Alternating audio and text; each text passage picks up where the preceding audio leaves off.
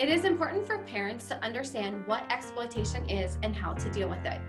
Most of us are concerned about trafficking. However, once we understand exploitation on a deeper level, we realize this is the greater concern.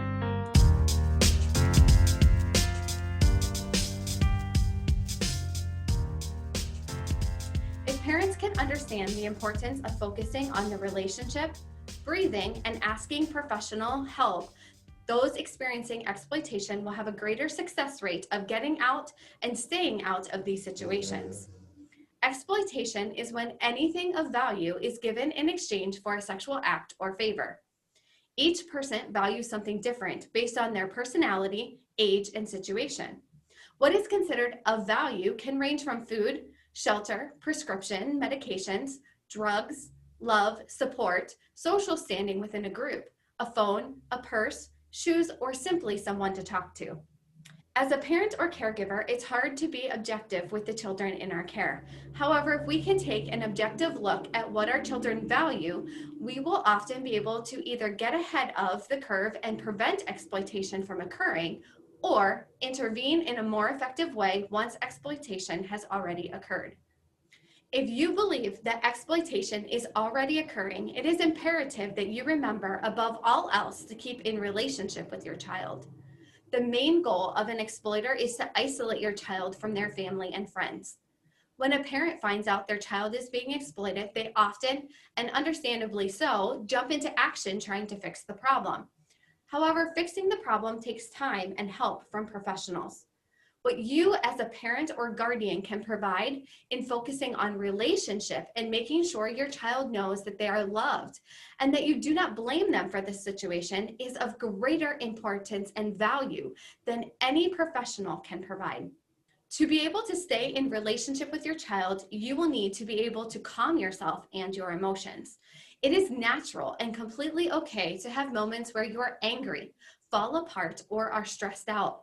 However, creating space where you can have these emotions away from your child is going to keep your child from feeling like they are responsible for your emotions. Teens often tell me that the worst part of experiencing someone finding out that they are being exploited, abused, or trafficked is the parental or caregiver response.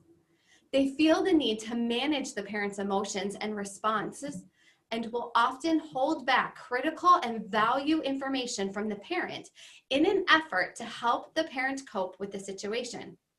This is why it's important for the parent to take time to breathe. The initial shock of finding out what is going on often propels us into a fast-paced movement, and while it's understandable, it often makes an already chaotic situation even more chaotic. Taking time to step away, breathe, meditate, pray, and lean on your support system will help you seek to engage your child and keep your relationship as the focus. Asking for outside help for yourself is just as important as getting outside help for your child. Law enforcement, therapists, advocates, social workers, pastors, and friends who are aware and able to support you in helpful, non-draining, educated ways are invaluable during this time. There are times when asking for help is hard, and we feel we should be able to do it on our own. Walking through a situation of exploitation with your child is not one of these times. Rely on the professionals to guide you through the process. A therapist to help you cope, and your friends and families for the day-to-day needs of just having someone there to listen, clean your house, or make you a meal. Finding out your child has been exploited is hard. Building relationship and relational equity with your child is hard. However, as someone who has walked it and has come out the other side of it, there is hope. Don't give up. Take this moment, breathe. Remind yourself it's all about relationship, and you don't have to walk this alone.